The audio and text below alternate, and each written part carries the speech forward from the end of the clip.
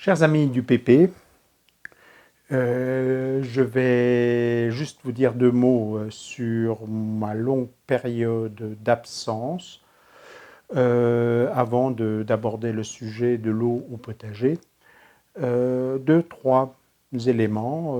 Ma santé va bien, donc c'est pas de ce côté-là.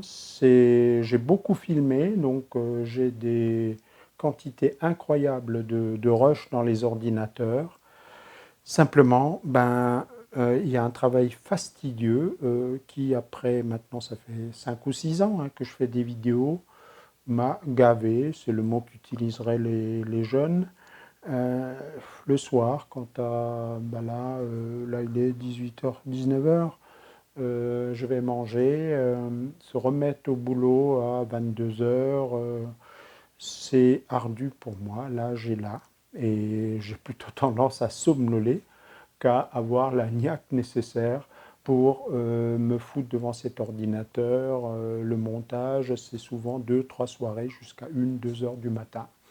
Donc voilà, c'est une des raisons. Deuxième raison, la chaleur et la canicule persistante me font pas souffrir, ce serait exagéré, mais il se trouve que certains soirs, sans avoir rien fait que juste végéter, et je suis fatigué, quoi. Donc, parce que ce sont des conditions un peu difficiles. Là, vous voyez que je suis en nage parce que j'ai tourné quelques séquences à 18h ce soir dans mon potager. Troisième raison, c'est que j'ai toujours encore plein de projets en cours. Supervision d'une traduction qui devrait sortir au printemps, mais je n'en dis pas plus. Secret professionnel. J'ai écrit cet été une série d'articles pour le quotidien régional qui a eu un grand succès. J'ai écrit un article à sortir dans l'une des revues de jardinage durant l'hiver, même chose. Donc ces articles-là, je les travaille, retravaille pour que ce soit précis, millimétrique, etc. Donc, c'est pas que ça me prenne le chou, c'est simplement que je suis concentré là-dessus et quand j'ai fini, quand j'ai bouclé, ce sera demain. Donc, je ferai demain. Puis, j'ai une vie privée, les enfants, des amis, une activité de Airbnb qui fait qu'on a beaucoup eu de passages, beaucoup de gens intéressés par mon potager. Et même chose, donc quand je discute avec nos invités le soir, je ne monte pas des vidéos. Voilà, donc j'ai entendu, j'ai lu vos messages, rien d'inquiétant, juste peut-être un peu d'usure que je vous demande d'accepter et un peu de fatigue, un peu d'effet de la canicule et un peu d'effet de l'âge. Vous mettez tout ça dans une boîte, vous secouez et vous obtenez ça en silence pendant 3, 4 mois. J'essaye là, vite fait, de quand même renouer le contact et après avoir traité ce sujet d'actualité qui est l'eau, de sortir du frigo plein de choses qui s'y trouvent.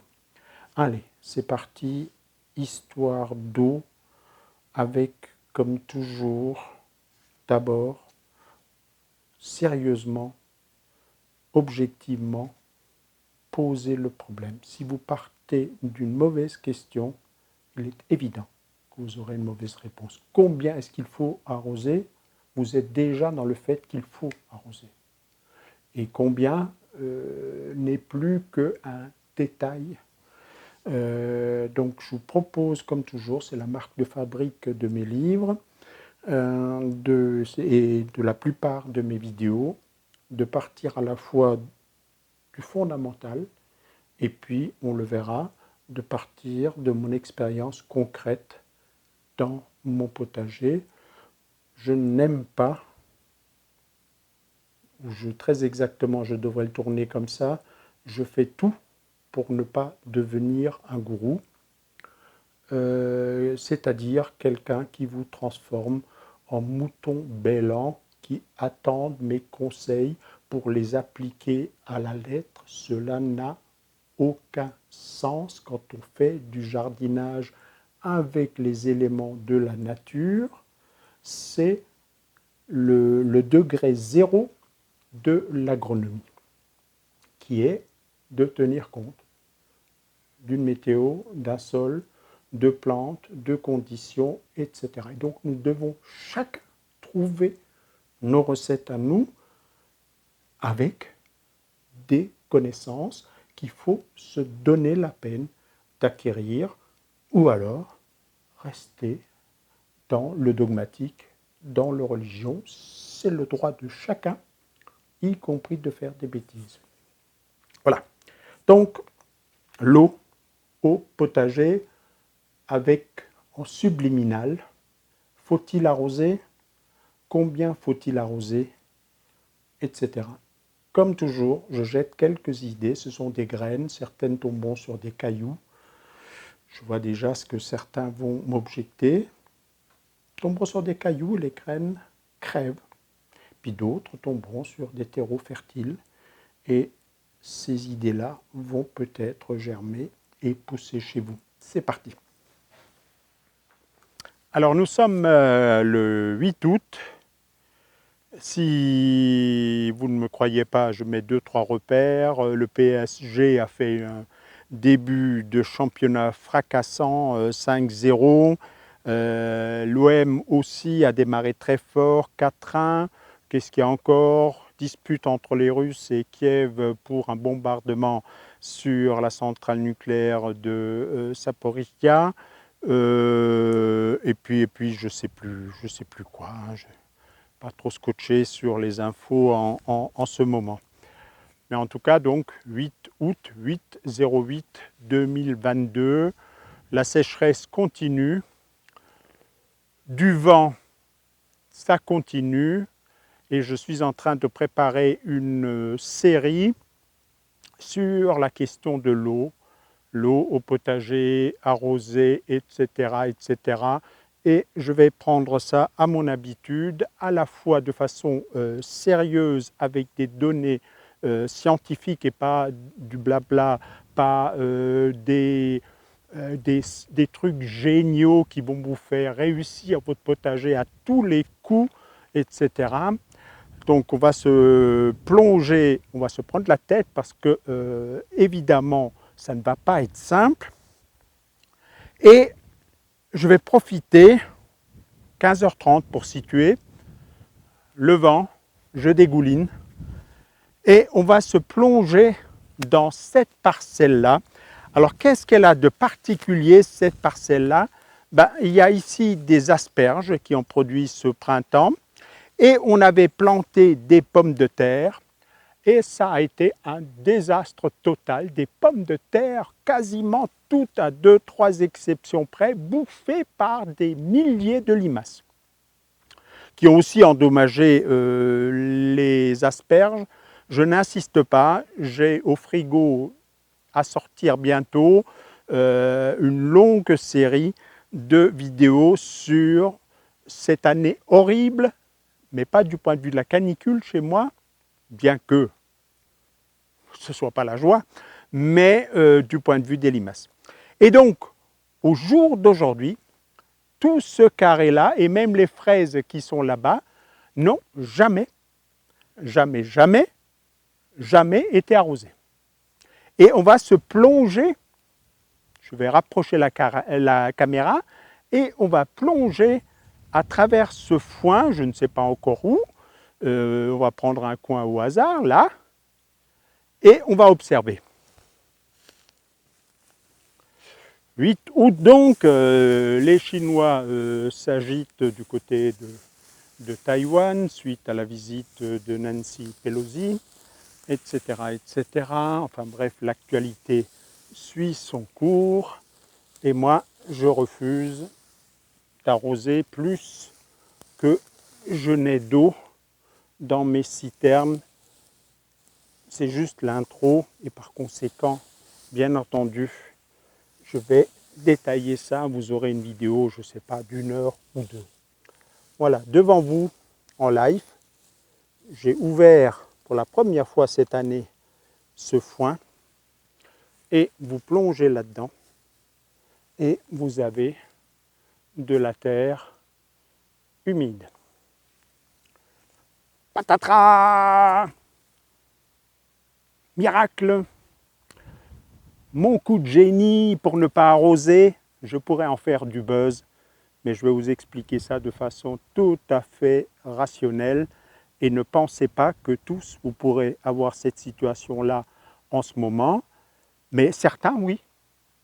Donc, il y a beaucoup de gens qui, dans cette situation-là, arrosent et gaspillent de l'eau.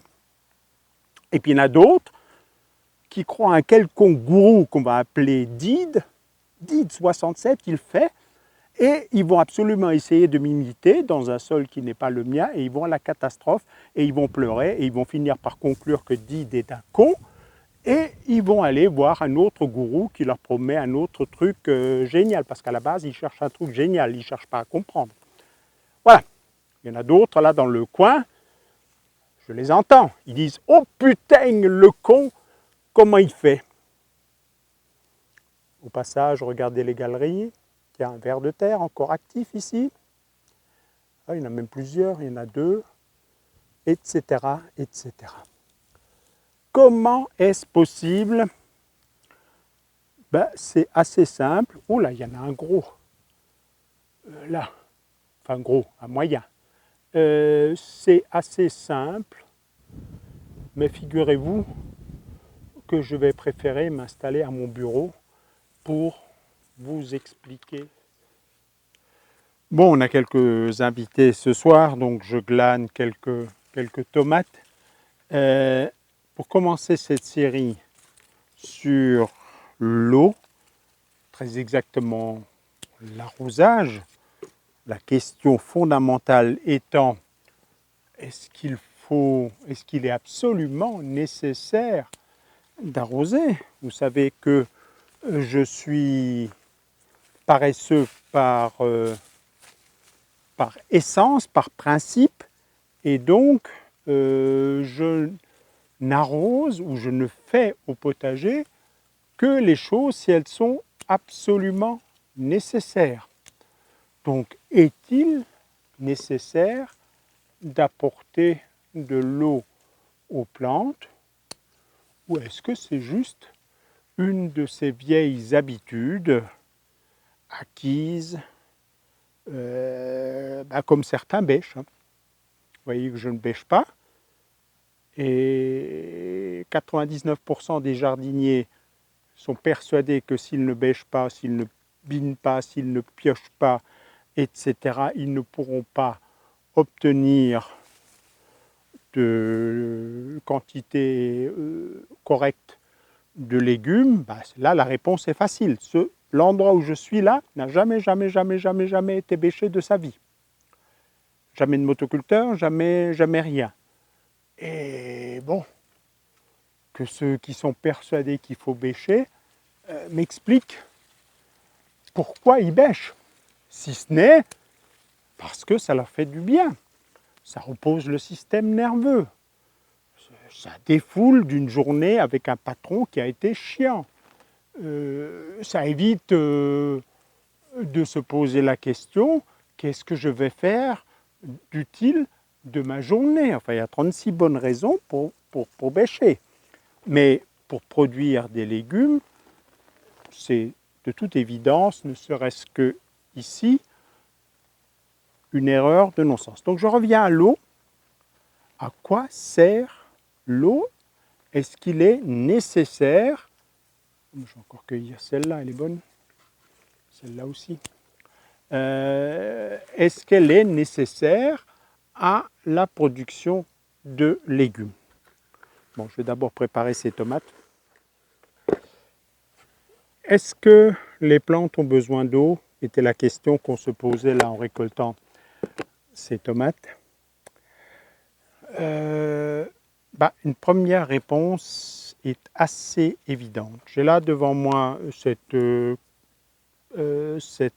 courgette ronde de Nice devenue trop grande. Elle va servir pour préparer de la nourriture aux chiens. Ces tomates ou ce pourpier monté en graines dont je vais récupérer les petites capsules de graines. D'ailleurs, elles tombent déjà spontanément. En gros, sans chipoter, chaque fois que j'ai 1 kilo de ces légumes, il y a au bas mot 95, 96, 97% d'eau. Au passage, notez que les légumes nourrissent peu, à quelques exceptions près, pommes de terre, potirons, etc., nous apportent peu d'éléments d'énergie, un peu de glucides ou de corps gras, apportent surtout de l'eau, des minéraux, des vitamines, toutes choses très très importantes et très très intéressantes, mais vous ne pourrez pas vous nourrir avec du pourpier ou des tomates. Donc 95% d'eau, on va dire, pour prendre une limite plutôt basse, c'est-à-dire que chaque fois que j'ai 1 kilo, on va dire que cette courgette fait 1 kilo, j'ai en fait 950 grammes d'eau. Le pied qui a produit cette courgette n'a pas inventé cette eau. Il n'est pas foutu de créer de l'eau. Il l'a pris dans le sol pour construire ses légumes, pour construire ses fruits, pour construire ses branches, ses feuilles, etc. Donc, toute cette biomasse fraîche, succulente, c'est de l'eau prélevée dans le sol et en gros, en première approximation, la quantité de biomasse que vous obtiendrez sera fonction de la disponibilité de l'eau et la facilité avec laquelle ces légumes prennent l'eau. Alors hier soir au montage, je me suis rendu compte que ce que j'avais raconté, comme d'habitude j'improvise, mes textes ne sont pas écrits à l'avance, et ce que j'avais dit pouvait prêter à contresens. Je vous avais montré cette courgette, ces tomates, ce pourpier comme étant 90-95% d'eau. J'aurais dû préciser que d'une manière générale, toute biomasse, par exemple ces pieds de tomates ici, indépendamment des fruits, mais aussi les feuilles, aussi les tiges, y compris les racines qui sont sous terre, toute cette biomasse végétale est très riche en eau. Les tiges, peut-être un peu moins que les feuilles, parce qu'il y a plus de fibres, mais on reste dans des proportions supérieures à 50%. Il n'y a guère que quand l'herbe ici se dessèche et commence à devenir du foin sur pied, qu'on va vers des teneurs en eau beaucoup plus faibles, mais ça c'est parce que le cycle est fini. Les graines se sont formées et d'ailleurs ces épis-là sont vides, les graines sont déjà tombées au sol. Donc là, oui, là il y a beaucoup moins, là on va tomber à des 25% d'eau et puis on va sécher le foin, il en restera 15%. Mais si je prends les feuilles vertes ici, celles-là, là j'ai 70-80%, 90% d'eau. Donc, la constitution des végétaux, en particulier des végétaux lorsqu'ils sont dans leur phase verte, dans leur phase fonctionnelle, ici, y compris les fruits, mais pas seulement les fruits, c'est beaucoup d'eau. Allez, on va ajouter une petite image bucolique. Ces tournesols, à ce jour jamais arrosés, qui sont en train d'accueillir les abeilles et qui sont donc tournées là vers le soleil qui se lève derrière la colline, 7h30 du matin, et les abeilles sont extrêmement actives à collecter du pollen et attirées par le nectar de ces fleurs. Donc si ces abeilles viennent là, c'est aussi et toujours parce que le nectar, c'est jamais qu'une eau sucrée et les apiculteurs savent que quand ils pillent le miel d'une ruche, ils nourrissent les abeilles avec de l'eau sucrée pour substituer cette eau sucrée que les abeilles vont concentrer au miel que l'apiculteur a pris. Donc là, une image réjouissante en pleine canicule, enfin en matin, qui va conduire à une canicule. Les prévisions annoncent des 36-37 chez moi, des 40 dans le midi. Donc, alors le mot canicule est excessif, hein, des températures très très élevées. Voilà, je vais vous filmer ça en gros plan et je le mettrai. Quelques abeilles que je suis en train d'énerver. Aussi des petites guêpes parasitoïdes extrêmement intéressantes. Voilà, ne dévions pas, je suis sur l'eau. Cette plante martyre ici a différents rôles, dont celui d'attirer certains des butineurs, et en particulier des micro-butineurs qui viennent butiner ces toutes petites fleurs, dont certaines guêpes parasitoïdes pondent dans le corps des pucerons et nettoient donc les pucerons. Alors, je ne vais pas pouvoir vous filmer parce que ces systèmes de régulation, là un CIRF, ont été tellement efficaces que les pucerons qu'il y avait sur ces tiges, ces pédoncules qui conduisent là-haut aux inflorescences, au groupement de fleurs, ont déjà été nettoyés, totalement nettoyés. Mais chaque année, et c'est pour ça que j'aime beaucoup cette plante martyre, au moment où se forme cette inflorescence, vous trouverez là-dessus des pucerons noirs, des pucerons, des pucerons, des pucerons. Pourquoi les pucerons sont-ils là?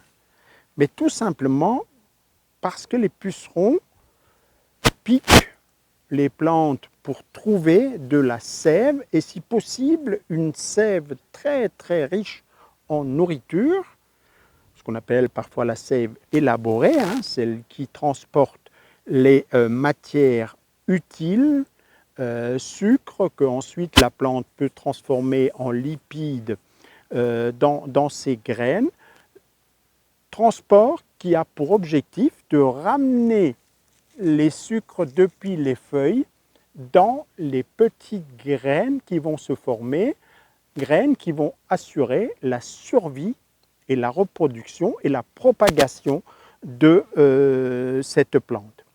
Et les pucerons, ils ne sont pas plus cons que n'importe quel hijacker qui détourne des camions sur l'autoroute, camions truffés de cigarettes ou d'ordinateurs ou de choses comme ça qui se revendent très bien. Où est-ce qu'ils vont ces brigands-là? Ils vont sur les aires d'autoroute parce qu'ils savent que c'est là que circulent les camions qui vont de Lettonie jusqu'en Espagne, d'Italie, en Angleterre, etc. Et de la même façon, les pucerons se mettent ici parce que c'est le passage obligé des sucres fabriqués ici pour les stocker là dans les graines une fois que les fleurs ont été fécondées. Et ça, c'est donc le deuxième rôle de l'eau, c'est le transporteur de la plante. Transporteur à la fois depuis le sol de minéraux qui vont aller vers les feuilles pour fabriquer de la biomasse et transporteur de la feuille vers les organes de réserve. Donc on peut comparer ça à des camionnettes. Camionnettes qui approvisionnent la petite usine avec tout ce qu'elle a besoin. On va dire que c'est une usine qui fabrique, je vais dire n'importe quoi, des galettes au beurre. Eh bien, il faut du beurre, il faut du blé, il faut du sucre, etc. Et des camionnettes qui apportent ça. Et après, une fois que ces camionnettes ont été, ces galettes ont été produites, il faut les amener dans les magasins pour les vendre. Eh bien, le rôle de ces camionnettes, c'est tout simplement les flux d'eau, sève brute, sève élaborée. Et je raconte tout ça au milieu d'une jolie guêpe là, et d'abeilles qui viennent butiner ici. Donc, deuxième rôle de l'eau, oui, les plantes ont besoin de camionnettes c'est-à-dire que les plantes ont besoin d'eau pour fabriquer et mettre les sucres en réserve. Allez, je me suis mis au frais sous cet Acer palmatum, toujours le vent, on en reparlera. Cette année, je ne sais pas s'il y a eu beaucoup de journées sans vent. Je poursuis. Les plantes ont-elles besoin d'eau? On a vu que certains légumes sont remplis d'eau, c'est 95% d'eau, et donc il est facile de comprendre qu'il faut bien que cette eau provienne de quelque part, sauf à être dans une croyance naïve qu'une plante invente de l'eau, qu'elle le crée comme ça. Bon, il y a bien des platistes qui pensent que la Terre est plate et des gens qui croient à d'autres miracles. Mais c'est de loin pas l'essentiel. J'ai pris, juste pour illustrer, ce kilo de farine, une marque que vous ne trouverez pas en France. Vous pouvez agrandir et donc ce n'est pas de la pub cachée ni rien. Il est pour beaucoup de gens beaucoup moins évident que ça c'est de l'eau. Il y en a qui vont dire « Oh là, Didier, il a été frappé par le soleil dans le potager, il commence à délirer, ou alors le vieux, là, il commence à perdre, ses neurones sont cramés. » Ce qui est en partie vrai. Mais quand même, je reviens à l'équation de base de la photosynthèse. Pour faire de la biomasse, du sucre, il faut 6 molécules de gaz carbonique, 6 CO2. Il faut 6 molécules d'eau, 6 H2O. Et on obtient une molécule de glucose, c'est 6H12O6, et accessoirement un déchet des plantes vertes, un déchet de la vie autotrophe qui est l'oxygène. L'oxygène sur Terre est un déchet, il n'existait pas à l'origine. Il a été créé par les plantes vertes. Et donc, il suffit, je ne vais pas vous bassiner avec des masses moléculaires, etc., mais en gros et en arrondi, il faut 600 grammes d'eau qui disparaissent, qui sont cassées, construites dans des nouvelles molécules, qui est le sucre. Donc c'est de la farine qui est aussi du glucose collé ensemble pour faire une grosse molécule d'amidon, donc au sens biochimique, sont des glucides, même quelque chose qui n'est pas sucré comme la farine. Mais j'aurais pu prendre un paquet de sucre, la démonstration serait exactement la même. Dans ce paquet de 1 kg de farine, il y a 850 grammes d'amidon, c'est-à-dire en gros 850 grammes de glucose collés ensemble. Et donc il a fallu à peu près un peu plus de 500 grammes d'eau détruite par la plante dans le processus de photosynthèse pour créer cette deux matières. Donc même les matières sèches, le blé, le maïs, etc., sont des molécules d'eau prélevées dans le sol, bien sûr, cassées, abîmées, remis dans des grosses molécules que sont les glucides et par extension la biomasse, les graisses, les lipides, etc. sont tous issus de métabolisme à base de glucides. Donc même quand un produit alimentaire n'est pas fait de l'eau, n'est pas aqueux, je ne peux pas en extraire un jus, je serais bien en peine d'extraire du jus de cette farine, je serais capable de le faire avec les tomates ou avec les courgettes que l'on a vues, ou le pourpier que l'on a vu, il y a là-dedans de l'eau. Donc l'eau est un constituant des plantes, l'eau est les briques est un des matériaux de base avec le dioxyde de carbone avec lesquels les plantes fabriquent la biomasse, même indépendamment de l'eau qui s'y trouve. Donc là, il y a de l'eau et de la biomasse. Là, il y a la biomasse quasiment sèche. Il y a 15% d'eau quand même. Voilà. Mais ce n'est toujours pas l'essentiel. On est toujours encore à côté de nos pompes. Pour voir l'essentiel, je ne sais pas si ma voiture est encore au soleil. Je vais en tout cas vous mimer quelque chose que vous pourrez vérifier chez vous et qui marchera encore mieux si vous avez une voiture verte. Donc si vous achetez une voiture, achetez une voiture verte et vous allez voir que ça va vous mener sur le chemin d'une compréhension de l'arrosage dans le potager. Donc, l'expérience facile à faire, eh ben, fin milieu de l'après-midi, d'un après-midi chaud, ensoleillé, mettez la main sur le capot de votre voiture, il est chaud, là il y a pas mal de vent, donc ça s'est un peu rafraîchi, vous voyez que l'ombre approche, donc il n'est plus aussi chaud qu'il ne l'a été en plein milieu de l'après-midi, mais je pense que tout le monde sera d'accord avec moi qu'un capot est exposé au soleil, est chaud, voire brûlant. Et puis maintenant, vous allez toucher la feuille, on va prendre ce figuier-là, voilà, une belle feuille verte d'un figuier que j'ai planté ici l'an dernier, et au même endroit, même soleil, même intensité, vous mettez la main là-dessus et vous sentirez que ces feuilles ont une température nettement plus basse que la tôle de la voiture. Même si là, elles sont légèrement chaudes. Mais il y a 10-15 degrés de différence. Alors, réfléchissons. On va s'installer à l'ombre.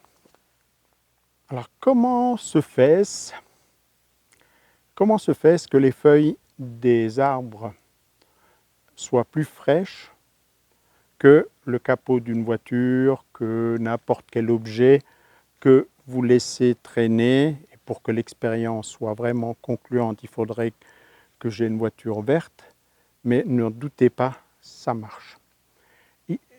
Et comment se fait-il qu'une forêt soit toujours plus fraîche que une prairie, hein? Si je me promène dans une prairie, j'ai chaud, je vais dans la forêt, ou ici, sous cet arbre, pommier et érable, il fait plus frais. Alors d'une part, il y a l'ombre là, donc ça c'est un artefact, mais il y a un phénomène tout à fait important, fondamental du vivant, c'est que les plantes évitent que les feuilles grillent, parce qu'au-delà de 45 degrés, vers 45-50 degrés, les protéines et différentes molécules feraient qu'il se passe ce que vous pouvez observer lorsque vous cuisez un œuf. Les protéines coagulent et on aurait la destruction des cellules. Donc si les plantes ne rafraîchissaient pas leurs feuilles, très souvent, l'été sous nos climats, en saison ailleurs, les feuilles seraient cuites, détruites, empêchées de fonctionner et la vie, le mécanisme, la photosynthèse de la plante s'arrêterait. Et pour savoir comment une plante climatise ses feuilles, c'est très très simple. Vous avez tous été un jour, enfin j'espère, que vous ayez eu cette opportunité, été en vacances en plein cagnard l'été au bord de mer, où vous êtes cuits comme des sardines rouges, comme des, je sais pas quoi, des écrevisses, etc. Vous vous mettez dans l'eau, ça vous fait un choc thermique, vous vous habituez et quand vous sortez de l'eau mouillée, pour peu qu'il y ait une petite brise marine, vous êtes pris de frissons. Qu'est-ce qui se passe? C'est tout simplement que quand l'eau s'évapore, quand tout liquide s'évapore, c'est un principe physique tout à fait général, cela produit du froid. C'est le principe d'une clim ou d'un frigo que de transformer du liquide, de le comprimer du gaz pour qu'il devienne liquide. Ça dégage de la chaleur et de l'autre côté, on le fait évaporer, ça crée du froid. Donc, principe d'une machine thermique, principe de l'eau qui s'évapore sur votre peau, principe de l'infirmière qui vous désinfecte avec de l'alcool qui s'évapore et ça fait froid. Les plantes n'ont rien de tout ça, n'ont ni clim, ni liquide frigorigène, ni alcool, enfin certaines si ont de l'alcool, mais disons en général, elles utilisent tout simplement l'eau. Donc elles évaporent de l'eau des quantités assez importantes d'eau pour se rafraîchir. Donc, vous mettez tout ça ensemble. La plante a besoin de quelques litres d'eau par rapport à sa production pour les mettre dans les fruits pour qu'ils soient juteux. La plante a besoin de quelques litres d'eau qu'elle va détruire pour fabriquer les glucides. La plante a besoin d'un certain nombre de litres d'eau qui sont les transporteurs des matériaux dans la plante. Les minéraux depuis le sol jusque vers les feuilles pour que ça puisse être transformé en biomasse et surtout les sucres produits par les feuilles qui sont transférés dans les organes de réserve.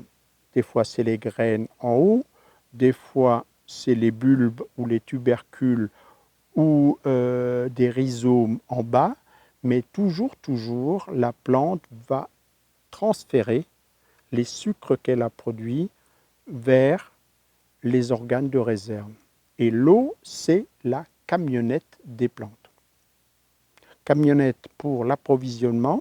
Dans cette usine, on a besoin de minéraux, de calcium, de magnésium, de potassium, etc. Donc, c'est l'eau qui va la porter. Camionnette de livraison. La feuille, elle a fait des matières organiques, des sucres, du glucose, du saccharose, du fructose. Il faut le dégager pour le mettre dans les fruits, les graines, les organes de réserve, les racines, les rhizomes, etc. Et donc, on vient de le voir, la climatisation. Vous mettez tout ça ensemble et vous arrivez à des chiffres qui sont absolument faramineux. Première chose, l'essentiel de l'eau ne fait que traverser les plantes. 99% de l'eau ne fait que traverser les plantes. Alors combien d'eau faut-il? Alors ça dépend. J'y viendrai tout à l'heure quand je vous parlerai de TP, d'évapotranspiration potentielle. Mais retenez comme ordre de grandeur que l'une des plantes qui est la plus performante de toutes, et ça va décoiffer plus d'un, c'est le maïs. Le maïs est la plante qui est, pour des raisons tout simplement de biochimie, la plus efficace pour produire des biomasses sèches. Elle a un système de photosynthèse un peu particulier qui s'appelle un cycle en C4. Pourquoi C4? Parce qu'elle utilise une molécule à 4 atomes de carbone, là où les autres végétaux, ceux qui m'entourent là, travaillent avec du C3 et le C4 est plus efficace, malheureusement a besoin de températures plus élevées. C'est pour ça que le maïs ne pousse pas en hiver comme le ferait le blé, ou au printemps plutôt, comme le ferait le blé, l'orge, etc. Alors le maïs, qui est donc la plante la plus efficace, a besoin d'environ 450 litres d'eau pour produire 1 kg de grains de maïs.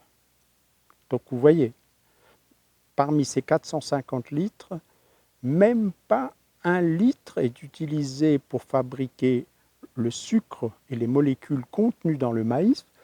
Et le maïs, quand il est récolté, il est relativement sec, il renferme encore 20% de matière d'eau à peu près, ce qui fait très très peu de chance. Ça veut dire que sur les 450 litres, on va arrondir, 448 ont été rejetés par le maïs et n'ont fait que le traverser. Alors, ramener à l'hectare ou à un mètre carré, puisque dans un jardin, on est plutôt habitué à parler de mètres carrés, ça fait à peu près 315 millimètres d'eau. Vous savez qu'on compte les pluies en millimètres d'eau. C'est équivalent pour un mètre carré, c'est équivalent à 1 litre. Donc le maïs a absolument besoin de 315 millimètres d'eau pour produire, on va dire, 70 quintaux de grains. C'est pour du maïs non irrigué. Les maïs irrigués vont à 100, 110. Donc là, j'ai pris un maïs normal.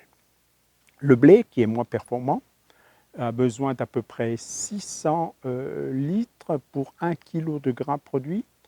Et donc ce chiffre est un peu plus important, c'est de l'ordre de, je me l'ai ici noté pour ne pas vous raconter des carabistouilles, de 420 mm d'eau. Donc pour que le blé arrive à maturité, remplisse ses grains, etc., fabrique l'amidon qu'il y a dans ce grain, le transporte là-haut dans le grain et se rafraîchisse, le blé a besoin de 420 litres d'eau par mètre carré. Allez, je suis en phase finale du montage et je vais rajouter un petit point parce que je sens bien il risque là d'y avoir beaucoup de commentaires et d'incompréhension. Parce qu'on va penser que je défends le maïs. Je ne défends pas la maïsiculture. Je réfléchis sur la base de données établies, vérifiables, un débat autour de l'eau. Est-ce que les plantes ont besoin d'eau ou est-ce qu'on peut cultiver des plantes sans eau, comme cela a traîné dans les médias ou sur YouTube tout à fait récemment. Et donc le débat autour du maïs. Comprenez-moi bien. Le maïs est, avec le sorgho, mil et quelques autres plantes tropicales qui ont une photosynthèse, la canne à sucre, qui ont une photosynthèse en C4, une plante particulièrement performante pour produire de la biomasse à partir de peu d'eau. Alors vous allez me dire, alors que le blé, seigle, en consomme beaucoup plus, le riz, des centaines, des dizaines de fois plus, les légumineuses considérablement plus. Les unes sont, encensées par les gens qui pensent un peu écolo, qui sont parfois juste un peu bobos, et ne se plongent pas dans les vrais chiffres et dans les vraies réflexions. Eux, ils mènent des débats politiques, ils sont contre une forme d'agriculture, moi aussi. Ils proposent des choses qui conduisent à la famine, moi non.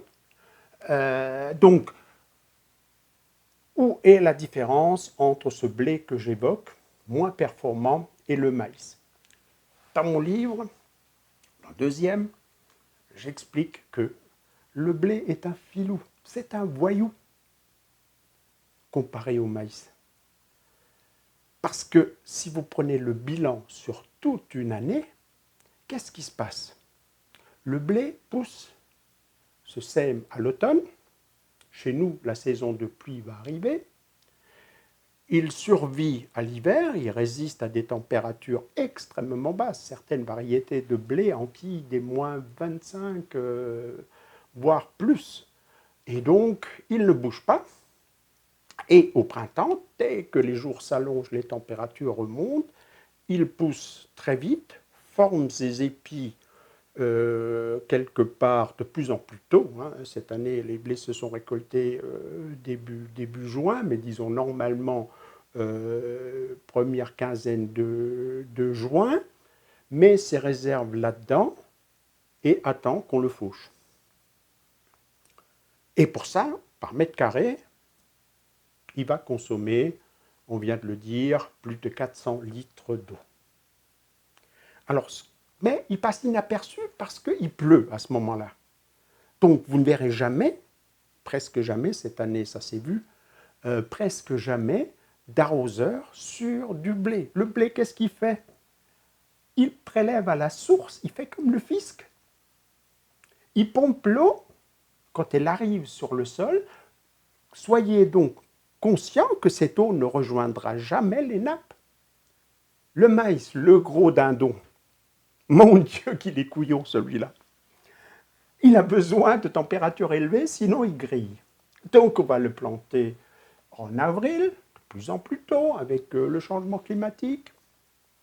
Il va pousser au moment où il va faire chaud et sec. Et donc dans certains sols, pas dans tous, tous les maïs là de la couronne de Strasbourg, etc., ne sont jamais irrigués.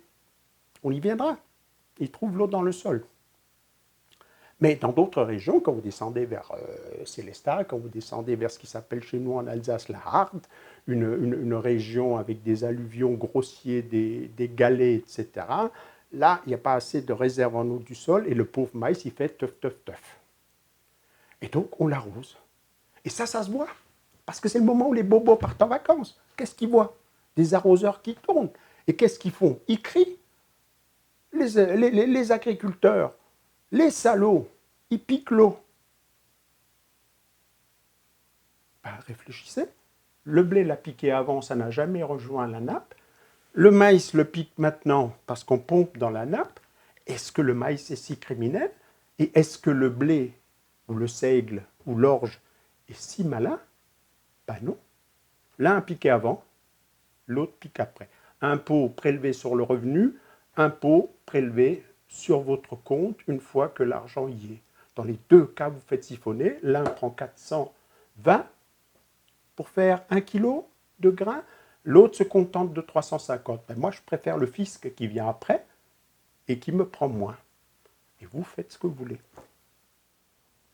Quelques données. Les tomates, c'est un peu moins performant parce que ça ne fabrique pas une matière aussi sèche, donc ce sera plus d'eau encore. Et vous pouvez vous tortiller dans tous les sens. Vous vous faites juste des nœuds dans le cerveau et vous vous trompez radicalement si vous pensez qu'une plante peut se passer d'eau. Et si vous pensez que vous pouvez aider une plante en réduisant la quantité d'eau que vous lui apportez. Vous pouvez accepter de la faire souffrir, ce qui est tout à fait autre chose. Vous pouvez la mettre en opération survie dans un espèce de coma sous perfusion. Tout ça est possible. Donc vous pouvez économiser de l'eau. Mais produire beaucoup et descendre en dessous de certains seuils de quantité d'eau qui sont à minima ce que je viens de vous donner là, c'est une illusion. Et si quelqu'un vous dit qu'il produit des légumes sans eau, c'est juste qu'il ne termine pas ses phrases. C'est juste qu'il vous raconte des bobards, c'est juste qu'il est très content de faire du buzz, c'est juste qu'il cherche à avoir 200 000 vues dont chacune lui rapporte quelques cents concédés par YouTube sur la pub qu'il y a sur sa chaîne, et c'est juste qu'avec ses bêtises, il a gagné sans rien foutre 2 ou 3 000 euros. Choisissez. Alors voilà, le lendemain matin, je suis enfin arrivé à mon bureau, et donc on va conclure un peu. Première chose, j'espère vous avoir convaincu que les plantes, d'une façon générale, les légumes en particulier, ont besoin de beaucoup d'eau. Ça, c'est une constante biologique avec des variations, bien sûr, selon les espèces, avec quelques variations en fonction des variétés, etc. Mais il n'y a aucun miracle possible. sans eau, les plantes ne peuvent pas produire de la biomasse en quantité appréciable. Donc la question qui se pose, c'est d'une part, où est-ce que les plantes trouvent cette eau? Et on va aborder ça. La deuxième question est comment cela dépend du climat et pourquoi cela dépend du climat. Et on va le voir aussi dans une séquence ultérieure que cela dépasse largement la question des précipitations. Les jardiniers, les médias, les politiques, tout le monde n'a les yeux rivés que sur les précipitations. Sécheresse, sécheresse, sécheresse. Je vais essayer de vous expliquer que c'est un tout petit peu plus compliqué que ça. Alors quand même, je ne voudrais pas esquiver quelque chose qui est l'adaptation à la sécheresse. Certains vont me dire, oui, mais les plantes s'adaptent. Et en effet, certaines plantes s'adaptent. On va voir ça. Oui, mais alors les cactus, vont me dire certains, peuvent se développer, pousser dans les zones quasiment désertiques où il ne pleut quasiment jamais, etc. Et donc, ce que Dide raconte, c'est des conneries. Voilà ce que pensent peut-être certains. Alors j'aime beaucoup les cactus. Je suis un fan de toutes les plantes extravagantes parce qu'elles montrent l'ingéniosité du vivant pour résoudre les problèmes et pour aller jusqu'aux limites possibles du vivant, voire au-delà des limites du vivant. Et le cactus en est un parfait exemple. Vous avez ici, je ne sais plus comment il s'appelle, un ferrocactus, là, avec ses épines extrêmement violentes, petites bonbonnes d'eau, etc. C'est quoi un cactus? Un cactus, c'est une plante qui s'est adaptée, et donc bien évidemment, hein, vous doutez bien que ces cactus-là ne sont pas arrosés, adaptés aux conditions arides. Par quels moyens? Ils ont pris des mesures tout à fait radicales. Première mesure radicale, je viens de vous raconter que les feuilles, il faut les climatiser pour qu'elles ne chauffent pas trop, pour que les enzymes qui s'y trouvent ne soient pas détruits, coagulés, etc. Les cactus ont tout simplement supprimé les feuilles. Ce que vous voyez là, ce petit ballon, en fait, est une tige qui s'est renflée considérablement pour stocker de l'eau. Et ces épines, en fait, sont les feuilles qui ont été transformées au cours de l'évolution. Donc, les feuilles me bouffent trop d'eau, exit les feuilles, rose. Je mets de la chlorophylle dans ma tige, je développe cette tige en tonnelé, et quand il pleut une fois tous les 20 mois, vite, vite, vite, je remplis mon tonnelet, et puis j'attends que ça passe. Je fais un peu de photosynthèse, donc un peu de croissance, et très vite, je passe en mode de vie ralentie. Et donc, ce cactus-là, ces cactus, hein, cette jardinière, elle a au moins 5 ans, et quand j'ai acheté celui-là, il avait cette taille-là. Donc oui, les cactus ont des solutions radicales qui leur permettent de survivre à la sécheresse, stocker de l'eau, en utiliser très très peu, au prix d'une croissance très très lente. Ça, c'est des Alluodia, qui est une sorte de plante grasse d'origine malgache, qui, elle, a une combinaison des deux, des épines et des feuilles. Mais regardez bien, ces feuilles sont dressées verticalement de façon à prendre très peu le soleil. Même chose, ils perdent ces feuilles dès qu'il fait sec. Là, c'est la pluie de juin qui fait qu'ils ont des petites feuilles, pas trop. Et puis donc, voilà la croissance de l'année. C'est ces petits bouts-là, 1 cm, 2 cm, parce que la quantité de biomasse qu'une plante produit est en gros proportionnelle à la quantité d'eau qu'elle a à sa disposition. Même les cactus, ils ont des mécanismes pour passer un cap énorme de sécheresse et ne pas mourir, mais ça n'a rien à voir avec la production de biomasse. Si vous voulez vous nourrir de cactus, il vous faudra évidemment cultiver beaucoup de cactus pendant 2 siècles et vous pourrez en manger s'ils ne sont pas toxiques. Voilà. Alors j'arrive presque au bout de cette vidéo, mais je suis extrêmement déçu et je ne voudrais pas vous décevoir avec ce retour après plusieurs mois d'absence. Je ne voudrais pas faire une petite vidéo étriquée qui n'atteint même pas 1 heure. Donc, 2-3 précisions, parce qu'évidemment l'improvisation, ça a des limites, et vous l'avez remarqué, l'improvisation, quand il fait chaud, avec l'âge le cerveau tourne peut-être un peu moins vite, ça a des limites, l'imprécision.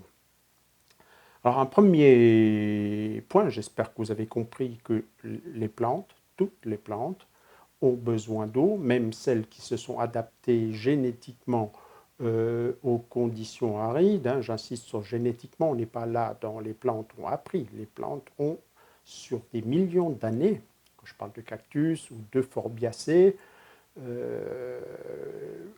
changer leur génétique qui font qu'elles ne produisent pas de feuilles, elles produisent des épines. Ça, c'est génétique et vous ne trouverez pas un cactus, le cactus bonbonne que je vous ai montré. Vous pouvez faire ce que vous voulez. Vous pouvez lui mettre un arroseur en permanence, il ne fera jamais de feuilles. Génétiquement, il n'a pas les gènes.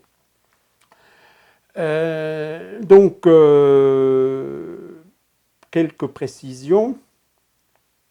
Le premier, c'est que je vous ai parlé donc de cette eau qui joue le rôle de camionnette, mais j'ai zappé le fait de vous dire que du coup, la transpiration par les plantes, lorsque cela reste limité, mesuré, proportionnel à la quantité d'eau que la plante peut trouver et transporter facilement dans ses vaisseaux conducteurs, à ce moment-là, quand on reste dans ces limites-là, la transpiration est une bonne chose. C'est un des moteurs qui fait tourner les camionnettes que sont l'eau. Les plantes en haut, les feuilles, transpirent de l'eau. Cette eau est prélevée dans le sol, monte et en quelque sorte est aspirée par cette transpiration. Donc, un peu de transpiration, c'est du bonheur pour les plantes, c'est des camionnettes qui roulent gratuitement à l'énergie solaire. Là où ça se corse un tout petit peu, c'est quand tout à coup, comme c'était le cas là au moment où je filmais, on était en mode sécheresse et canicule, les deux étant liés, hein, température très élevée et manque d'eau, il se passe une chose très très simple. La transpiration pour éviter la surchauffe des feuilles augmente.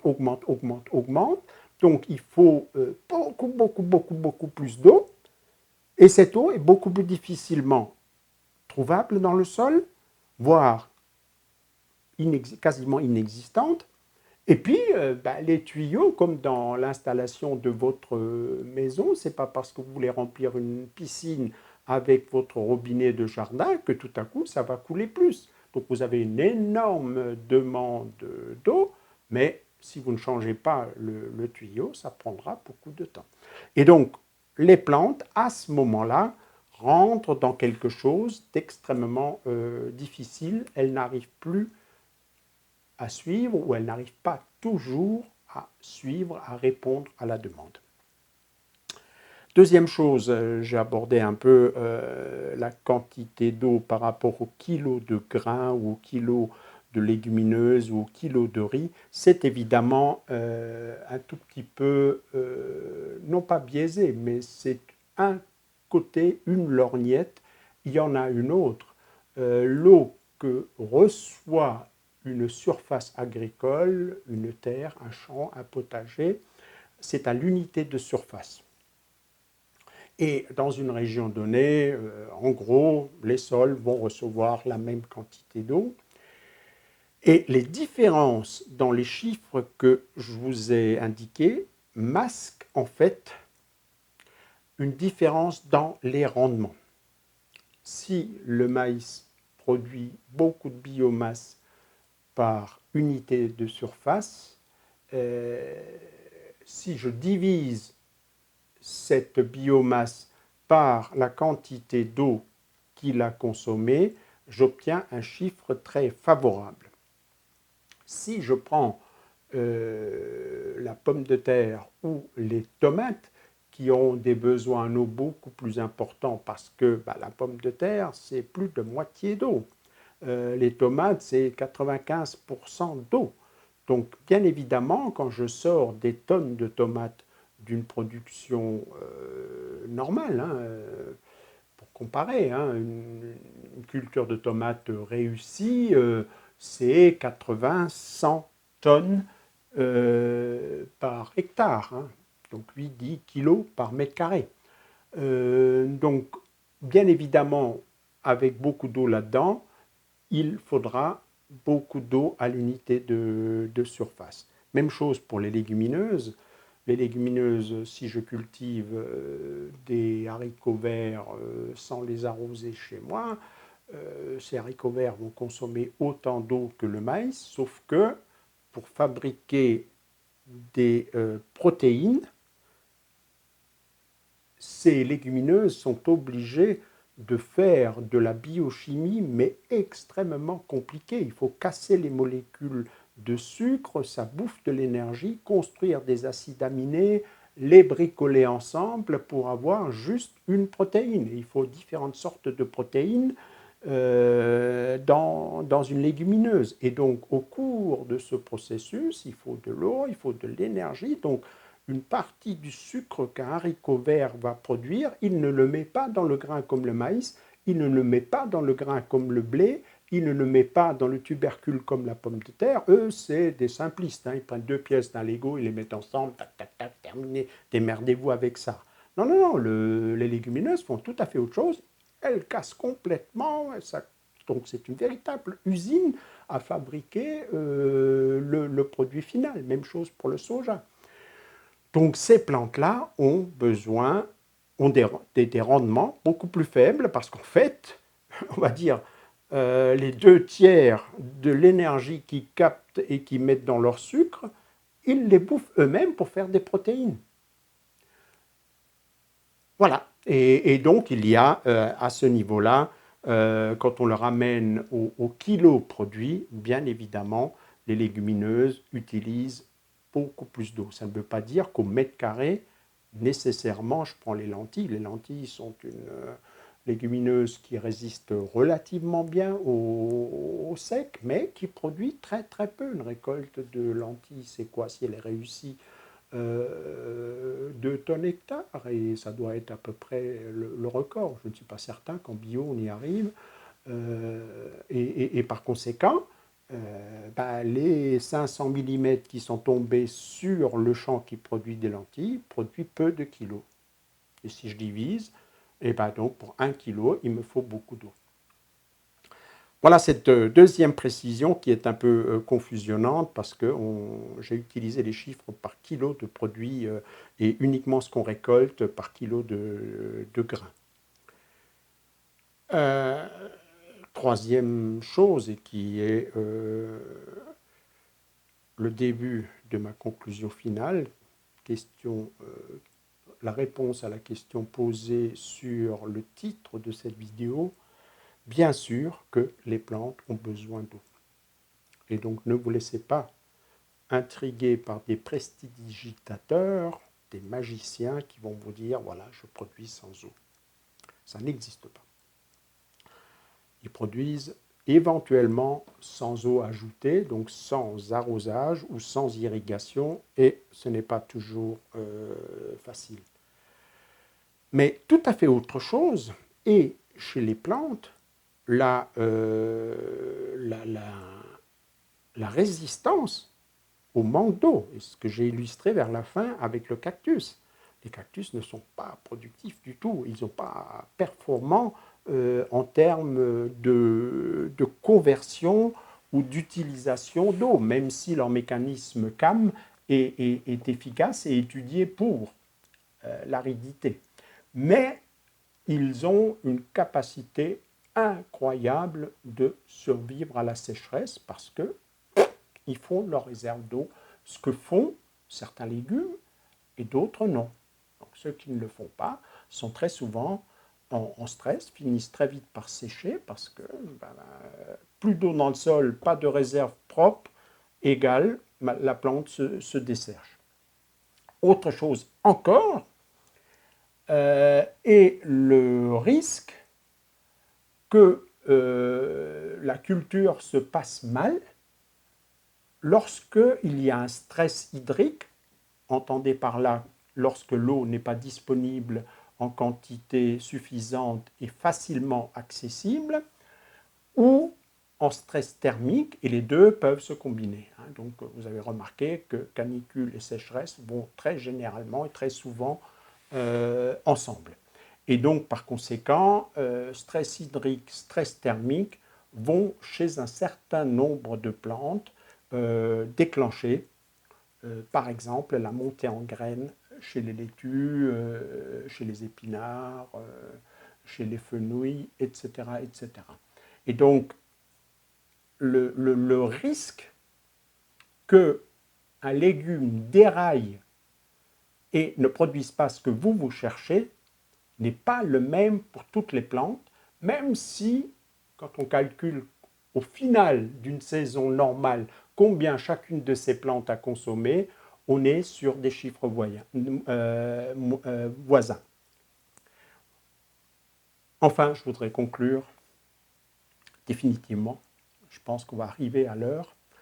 Je trouve assez incroyable qu'on arrive à faire penser à des gens, allez, vous qui me regardez, en général, vous avez quand même un minimum d'éducation. Vous avez été un peu à l'école, vous avez peut-être voyagé, vous regardez la télé, peut-être pas que des émissions à la con à la télé, il y a des choses intéressantes, des reportages sur différentes parties du monde. Donc je trouve incroyable et quelque part triste qu'on puisse faire penser à des gens qu'on peut cultiver des légumes sans eau. Parce que si c'était vrai, c'est vraiment penser que de nombreux peuples à travers le monde, dans les zones dites arides, en gros les deux ceintures tropicales, prenez un globe, que tous ces peuples-là, y compris les peuples primitifs qui y sont particulièrement adaptés et qui ont su identifier des plantes remarquables. Je pense aux aborigènes en Australie, je pense aux peuples sans, ce qu'on appelle les Bushmen dans le Kalahari, je pense aux Touaregs, je pense à tous les Arabes du Yémen, etc. Tous ces gens seraient, du point de vue de l'énergumène de Marcoussis, seraient des imbéciles. Ils n'auraient rien compris. Ils auraient été infoutus de cultiver des légumes, des plantes, des céréales, là où lui, le génie du plateau de Marcoussis, obtient des plantes sans rien. C'est consternant qu'on puisse dire ça, et c'est inquiétant qu'on puisse le faire croire à autant de monde, et en passant, c'est consternant que des médias ne réfléchissent pas plus et publient ce genre d'informations. Les médias n'auraient-ils plus qu'une vocation? Embrouiller les esprits. Il m'arrive d'être pessimiste. Allez, Là-dessus, je termine. Ciao.